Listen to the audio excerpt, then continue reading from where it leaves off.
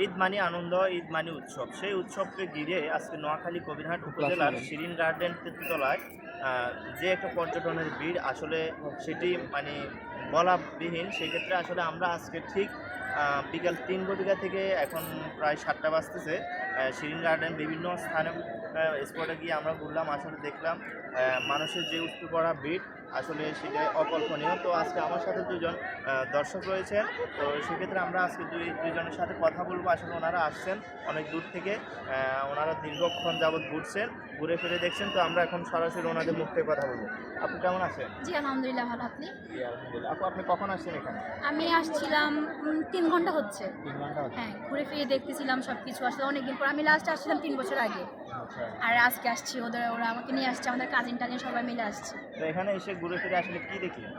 না, মোটামুটি সবকিছুই সুন্দর, পরিবেশটা খুব বেশি সুন্দর। যদি আরেকটু আয়তনও বড় হতো তাহলে আরো বেশি সুন্দর হতো। মানে আয়তনের হিসাবে ক্রাউডটা একটু বেশি আরকি। আসলে এটি তো আসলে বলতে গেলে একবারে গ্রামের পার্ক। তো সেক্ষেত্রে আসলে গ্রামের পার্ক হিসেবে আসলে শহরের পার্ক থেকে গ্রামের পার্কের আসলে পার্থক্যটা কোথায়? আপনি অবশ্যই যেহেতু ঢাকা শহরে থাকেন সেটা আপনি জানেন। সেক্ষেত্রে আসলে পার্থক্যটা আসলে কোথায়? এখানে সচরাচর তেমন মানুষ হয় না যতটুকু আমি জানি।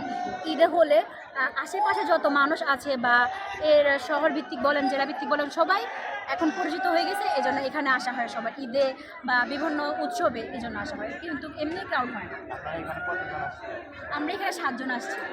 আচ্ছা, পার্ক হলো যে আসলে পার্কে টিকিট সিস্টেম হচ্ছে, সেক্ষেত্রে আসলে টিকিটের মূল্যটা কেমন? টিকিটের মূল্য ৳৪০ করে।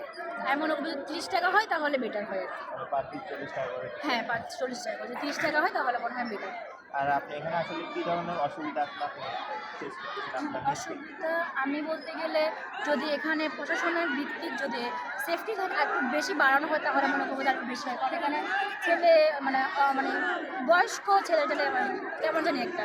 তো সব মিলিয়ে আনইজি ফিল করি। যদি আরেকটু কোনোভাবে যদি জিনিসটাকে আরো সুন্দর করা হয়, যদি পুলিশ সুপার বা জেলাভিত্তিক পুলিশ যদি একটু বেশি থাকে তাহলে মনে হয় যে ভালো হয়। আসলে এখানে আসলে খাবার-দাবারের আসলে হোটেল রেস্টুরেন্টের ব্যবস্থা কেমন? না, ওই জিনিসটা তেমন আহামরি ভাল লাগে নাই। হোটেল ১টা ২টা দোকান আছে এতটুকু। আর প্রাইস একটু যেখানে ৳১০ ওখানে ৳২০ রাখি এরকম আছে। মানে আপনি বলতেছেন এখানে মানে যে প্রোডাক্টের দাম মানে হ্যাঁ, ন্যায্য হ্যাঁ। দাম থেকে তার বেশি একটু হ্যাঁ, নিতেছে তারা। ১-২ টাকা বেশি এরকম।